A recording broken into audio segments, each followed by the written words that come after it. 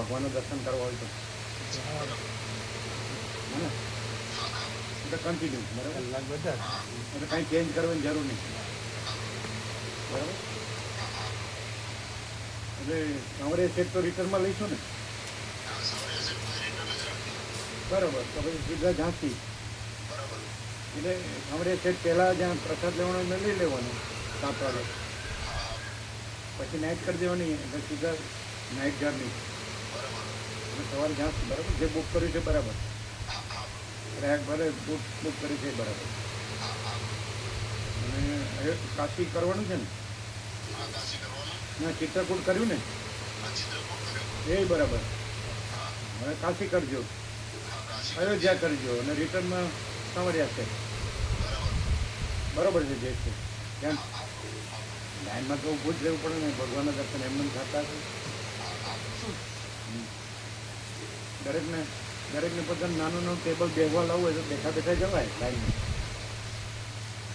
નાનું ટેબલ લાવે ને, નાનું ટેબલ દરેક પોતાનું લાવે. ફોલ્ડિંગ ચેર જેવું હોય ને, ફોલ્ડિંગ ચેર ફોલ્ડિંગ આવે ને તો જગ્યા ન રોકે. શું આવે છે? ફોલ્ડિંગ ટેબલ આવે, folding table handy folding table દરેક લાવે એટલે બેઠા બેઠા લાઈનમાં જાય બરાબર. બીજે ઊભું બેહાય ને, બીજે એને બેસવું હોય તો બેસાય, નીચે બેસી જવાય એમાં હું. હા, નીચે સારું. ચાલો કન્ટિન્યુ બરાબર. આપણે જન્માષ્ટમી બરાબર. ઓમ ઓમ ઓમ એટલે કાંઈ ચેન્જ કરવાની જરૂર નહીં બરાબર. કરી દેવાનું બરાબર. બ્રહ્મ કૃપા હિ કેવળ માનવ મંગળ. ઓમ ઓમ ઓમ.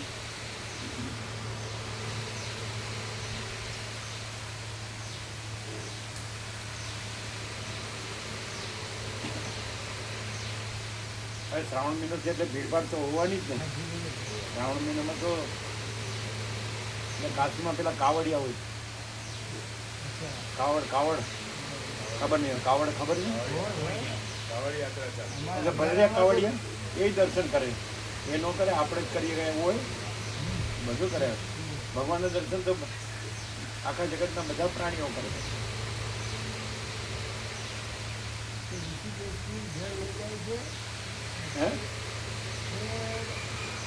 હરિયાણામાં અલગ અલગ જગ્યાએ નજીક મંદિરો તમે ચડાવશો, તમે લોટે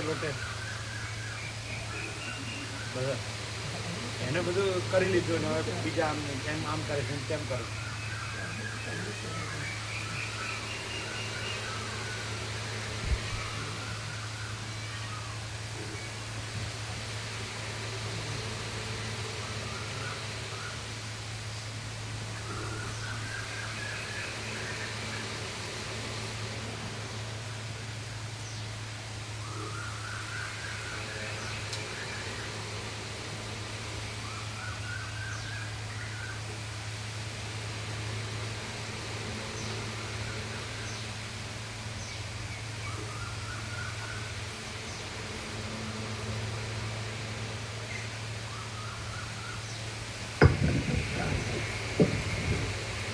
ઓમ ઓમ બરાબર.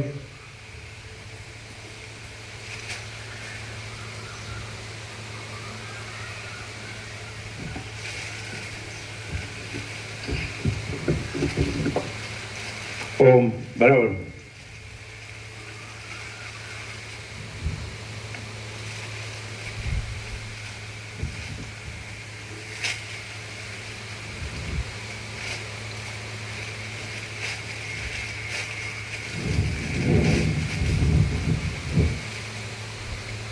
परम चिदाकाश, परम ज्योति, अखंड ज्योति, महाचिदाकाश, स्वयं प्रकाश, संपूर्ण प्रकाश, पूर्ण ब्रह्म, अनंत तेजघन, अनंत चिदघन, परमाकाश, केवल अनंत शुद्ध तेजघन, परमाकाश, अखिल आत्मा, पूर्ण ब्रह्म, પરમાત્મા,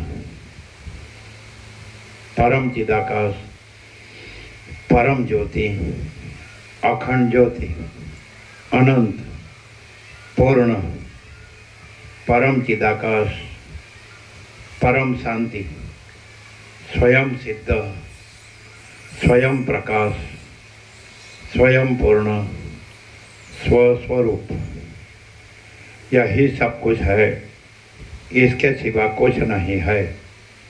शून्यभास, अनंत कोटि, महाकल्पो है ही नहीं। महाचिदाकाश, स्वयं प्रकाश, संपूर्ण प्रकाश, महाचिदाकाश ज्योति, अनंत, अखंड, अभेद, महाचिदाकाश ज्योति, महातत्व, महासामान्य, महाचिदाकाश, स्वसंवेद्य, सहज निर्विकल्प, महाचिदाकाश, परम कैवल्य, परम शांति, परम चिदाकाश, अनंत, पूर्ण, निरपेक्ष सत, अनंत, संपूर्ण, अपरिघी, निर्भ्रांत, निरपेक्ष। बस सीताराम उपशम प्रकरण राउंड 39मो राउंड।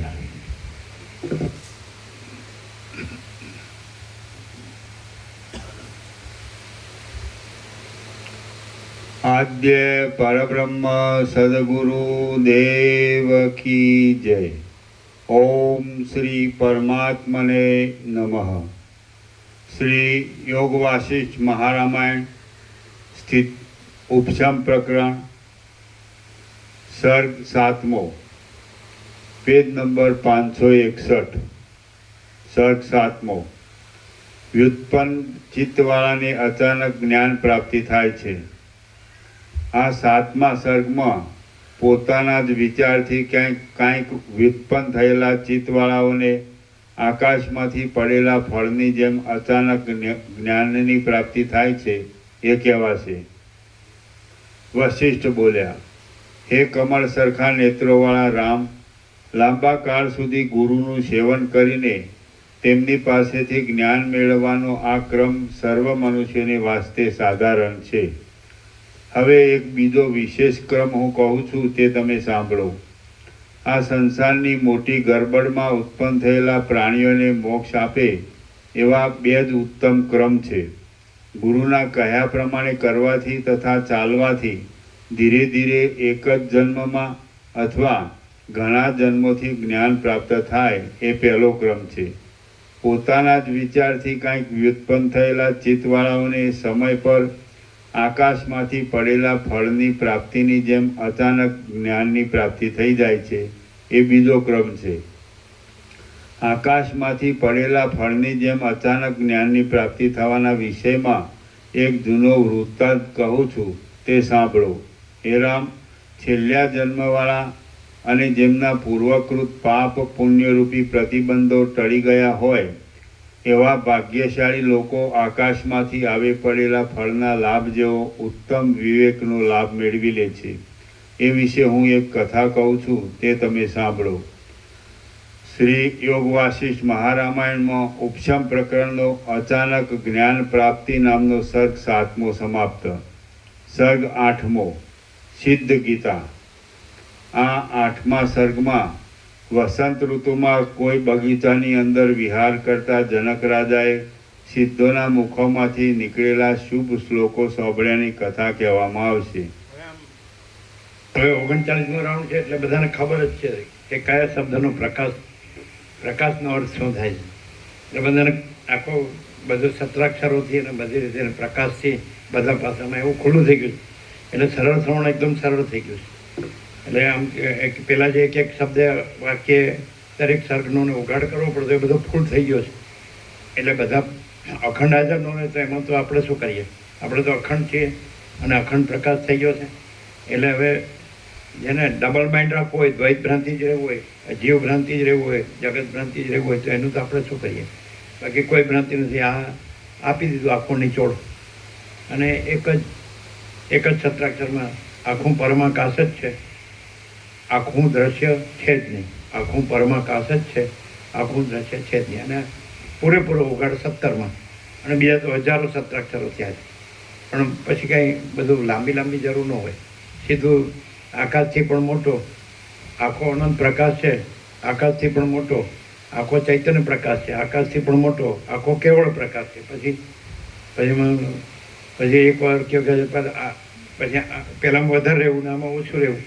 એટલે જેમ મૂળ મુખ્ય છે એ ગૌણ કરવું, અને જે કાંઈ નથી એ મુખ્ય ગણવું. એટલે પછી એને તો સવાલ જ નહીં. એટલે બે વાત કીધી છે કે તૈયાર હોય, જેને વૈરાગ્ય આત્મજ્ઞાન છે જ, વ્યુત્પન્ન ચિત્ત, એટલે ચૈતન્ય જાગૃતિ છે એને વ્યુત્પન્ન ચિત્ત કહેવાય. તો એને તો સીધું જ, એટલે હવે આ સિદ્ધ ગીતા છે એ જે સિદ્ધો છે જે રહેતા હતા ત્યાં, અદ્રશ્ય સિદ્ધો, એ જનક માટે બોલ્યા, અને જનકને એ સીધી અનુભૂતિ, સીધો પ્રકાશ છે કે આ તો બધું એ પરમ ચિદાકાશ પરમ જ્યોતિ અખંડ જ્યોતિ છે. આ બધું હું, આ જનક ને આ જગત ને આ બધું કાંઈ છે જ નહીં. એટલે જેનો પુરુષાર્થ હોય તેને થાય. પેલું કીધું કે 2 ઘેટા લડે, એમાં જે ઘેટું બળવાનું હોય એ જીતે. વૈરાગ્ય આત્મજ્ઞાન ઘેટું બળવાનું હોય તો તરત થઈ જાય. પછી વાસના ઘેટું બળવાનું હોય તો પછી ના થાય. એમાં વધારે રચ્યા પચ્યા રહેવું સંસારમાં, અને આમાં ઓછું રહેવું, તો એનું તો શું થાય? સમજે? એ કેમ મુખ્ય છે? પૈસાને ભોગો કેમ મુખ્ય છે?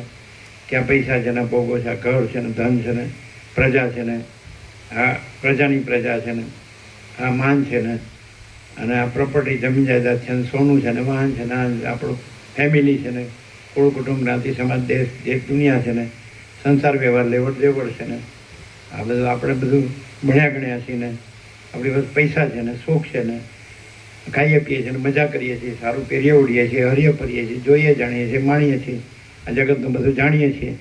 તો પછી એ તો ભ્રાંતિમાં જ રહે. કારણ કે આ તો સરસ્વતી લીલાને કીધું કે આ તો બધું અસાર ને દુઃખ જ છે, અને મિથ્યાને નાશવંત જ છે, અને સ્વપ્ન જેવું મૃગ તૃષ્ણાના જળ જેવું જ છે.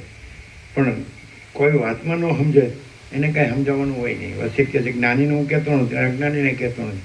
જેને એમ લાગે કે આમાં કાંઈ સાર નથી, અને જેમ લાગે કે મારે એ જ જોઈએ છે, તો એને કહું એટલે એ તરત જ પછી એ જ રહે. એ તો રહેલું જ છે. પરમાત્મા પ્રથમથી રહેલા છે, નવા આવતા નથી. અને આ સંસાર ભ્રાંતિ થઈ જ નથી, છે જ નહીં. પણ હવે જ્યાં સુધી આ દેહમાં હું રહ્યું હોય, અહંકાર રહ્યો હોય, તો હું આ જ છું અને આ મારું જ છે, તો ખબર ન પડે. એનું ચૈતન્ય છે એ આ પાંજરામાંથી છૂટીને અનંતમાં જો મુક્ત થાય તો અનંત પોતે અનંત ચૈતન્ય છે, શુદ્ધ ચૈતન્ય, સ્વયં પ્રકાશ સ્વસમે જે અનુભવ હોય. જેને આ ભ્રાંતિ કોઈ નથી તો એના માટે પોતે એ જ છે. પછી આમાં પોતે છે પણ આમાં ફસાઈને રહે તો પછી હું આ છું ને આ મારું છે. એ તો સીધી વાત છે બધી. હવે 39મું રાઉન્ડ છે, કાંઈ બાકી નથી. એટલે આપણું સરળ શ્રવણ એકદમ સરળ થઈ ગયું છે. આપણે એક એક અક્ષરોનો સંપૂર્ણ પ્રકાશ કર્યો છે બધા ભાષામાં. બધા હાજર ન હોય એમાં તો આપણે શું કરીએ? એટલે આ સરળ શ્રવણ સરળ થઈ ગયું છે. આપણે સાંભળીએ એટલે તરત જ પ્રકાશ હાજર જ છે. પ્રકાશ તો છે જ, આખો પ્રકાશ પોતે છે, આખો દેખાવ પોતે નથી. એ તો ક્લિયર 0 બધું જ ક્લિયર. સગુણ બ્રહ્મ છે, સ્વયં બ્રહ્મ છે, કેવળ બ્રહ્મ છે. દુનિયાદારીના કોલાહલ ને દુનિયાદારીના કાવાદાવાથી દૂર, કુદરતને કોડે બ્રહ્મમાં વિશ્રામ. બધી વાત ચોખ્ખી જ છે. હવે જેને શાંતિ, આત્માની સાચી શાંતિ જોતી હોય તો એ રહે, અને જેને પછી દુઃખને અશાંતિ જોતી હોય, જન્મ મરણ ને સંસાર ચક્ર બધું આવાગમન ને રચ્યા પચ્યા દોડા દોડી, આ બધું હું આ છું ને આ મારું આ છે ને મારે આ કરવાનું છે, આ કરવાનું છે, આ કરવાનું. એક જણે પૂછ્યું તે તો દેવ થઈ ગયા પણ સંપૂર્ણ ભગવાનના માણસ હતા. તો નિકોરામ પૂછ્યું આંબાવડીમાં, આમ એકદમ પરમ શાંતિ, કૈવલ્ય પરમ, નિર્મળતા પરમ, શીતળતા, નર્મદા સામે કબીરવાણી, કે ત્યાં કેવું છે ને અહીં કેવું છે? તો કે અહીં પરમ શાંતિ છે, અને ત્યાં તો કે આ કરવાનું છે, આ કરવાનું છે, આ કરવાનું. એટલે હવે હાથે કરીને ભમ્યા કરો તો એને તમે કોણ સ્થિર કરી શકે? અને સ્થિર તો છે જ, સ્થિર થવાનું નથી. તમે ન ભમો એટલે એ સ્થિર જ છે. તમે ભમો તો એ સ્થિર છે, અને તમે ભમો છે એમાં કાંઈ છે. અનંત મહાસાગરના જળમાં ચક્રી ગમે એટલી ભમે તો એ મહાસાગરમાં કાંઈ થતું નથી, કાંઈ આવતું જતું નથી, કાંઈ પ્લસ માઇનસ થતું નથી. તો આ તો અનંત સંપૂર્ણ મહાચિદાકાશ મહાસાગર છે, મહાચૈતન્ય પ્રકાશ. એટલે બુદ્ધિ અવળી ભમતી હોય તો વિનાશ કાળે વિપરીત બુદ્ધિ એવું છે. એટલે આપણે બહુ ચતુરાઈ કર્યું ને ચાલાકી, એટલે આ બુદ્ધિ અવિદ્યા છે. એટલે જો અવિદ્યાવાદનો સંકલ્પ રાખીએ કે હું ને જગત ને હું ને મારું ને હું આ દેહ છું, પુરુષ છું ને સ્ત્રી છું ને, તો એ પછી એનો તો કંઈ અંત જ ના આવે. એ 8-10 મણ લાકડા જ પરપોટા થયા નથી ને ફૂટ્યા નહીં. અને બાકી એ કાંઈ છે નહીં. એ તો જેમ સ્વપ્નમાં બધું દેખાય તો એ કાંઈ છે નહીં. એમાં આ એવું જ છે, સ્વપ્ન જેવું જાણવાનો જળજો આ કાંઈ નથી ને, એ જ છે. केवल अनंत चैतन्य प्रकाश परमात्मा ही है, परमात्मा ही है ना. अनंत कोटि ब्रह्मांड और त्रिसरण जैसा भास है, भास हुआ नहीं, है नहीं, होगा नहीं, होता नहीं. હવે આમાં આમાં પકડાઈ રહે તો ન ખબર, આને છોડી દે કે લે હું જન્મેલો હતો તો ક્યાં હતો અને મરી ગયો તો ક્યાં છું, તો અત્યારે હું નથી. અને અનંત કેવળ અનંત ચૈતન્ય પ્રકાશ પરમાત્મા છે, બસ કેવળ અખંડ જ્યોતિ સ્વરૂપ પરમાત્મા છે. તો આમ સીધું જ સમજે તો સમજો ને સામને ગધેડાને દફડા. પાછું કે હું દુઃખી થાઉં પણ જે ભ્રાંતિ રાખે છે તો એ મોહ રાખે છે, માયા ભોગ વાસના ભ્રાંતિને મોહ. આ મારું ઘર છે ને, આ મારું ધન છે ને, મારા ભોગો છે, એ જે ખોટું છે પકડી રાખે તો સાચામાં જાગે તો એને માટે આ સરળ શ્રવણ શું છે? પછી પ્રકાશ અખંડ પૂર્ણ તત્વ સાચામાં જાગવું અને પછી ખોટું ભ્રમ ન રાખવો, ખોટી ભ્રાંતિ ન રાખવી, કલ્પના ન રાખવી, મોહ ન રાખવો. તો છે બે સાથે ક્યાંથી બને? એક સાચું પણ સાચું છે ને ખોટું પણ સાચું છે એવું ન થાય. સાચું જ સાચું છે ને ખોટું કાંઈ નથી. એ તો ક્લિયર વિવેક થવો જ જોઈએ. એ વિવેક થાય આનાથી જ થાય. બીજું તો જે વિવેક છે એનાથી જ વિવેક થાય. જે સત્ય પ્રકાશ છે એનાથી જ સત્ય પ્રકાશ થાય. અને જે ખોટો ભ્રમ દૂર થાય જેને થતો સત્ય પ્રકાશથી જ ખોટો ભ્રમ દૂર થાય. સત્ય પ્રકાશ તો પોતે છે જ અને ખોટો ભ્રમ તો છે જ નહીં. સરસ. એટલે આ અદ્રશ્ય સિદ્ધો જનક માટે એ સિદ્ધ ગીતા આપણે ખૂબ પ્રકાશ છે જાણો. ઘણી વખત 39માં રાઉન્ડ છે. એટલે હવે બહુ સરળ થઈ ગયું. સરળ શ્રવણ હવે 102 દિવસ ન લાગે. હવે ઓછા દિવસોમાં આપણું સરળ શ્રવણ થઈ જાય.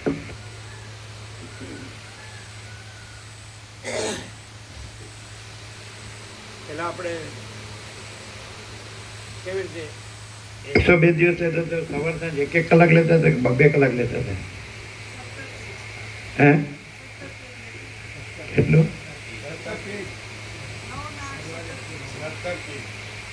17 પેજ એમ નહીં, સવાર સાંજ અત્યારે 1-1 કલાક લઈએ છીએ તો 1-1 કલાક લેતા હતા કે 2?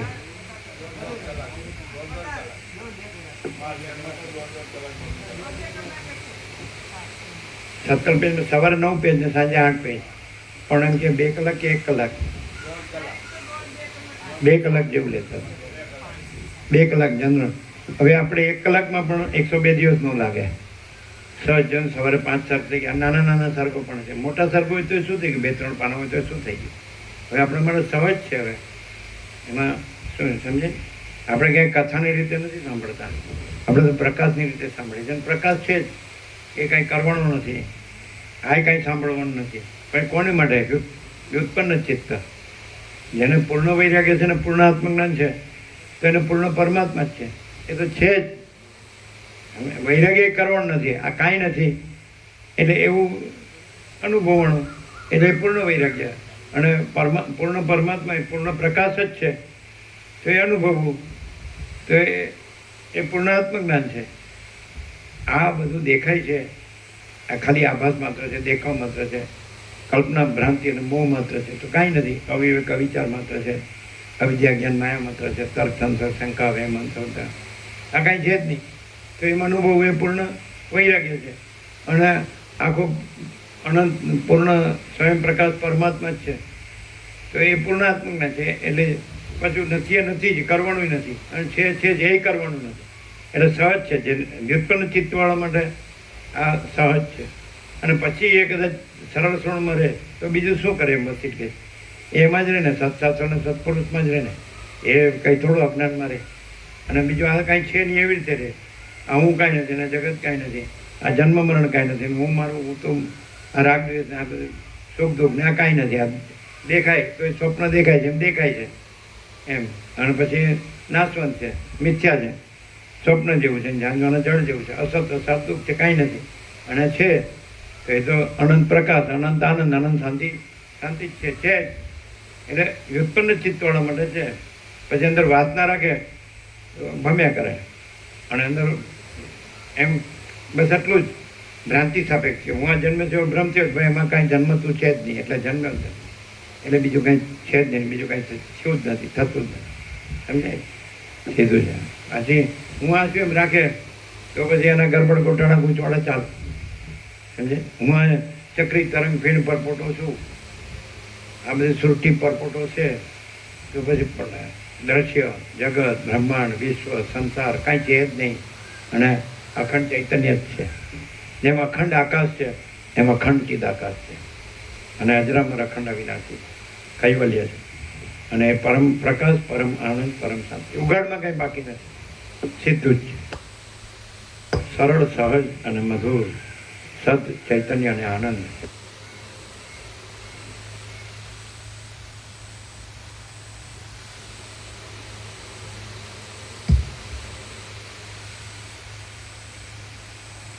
સર્ગ 8મો સિદ્ધ ગીતા.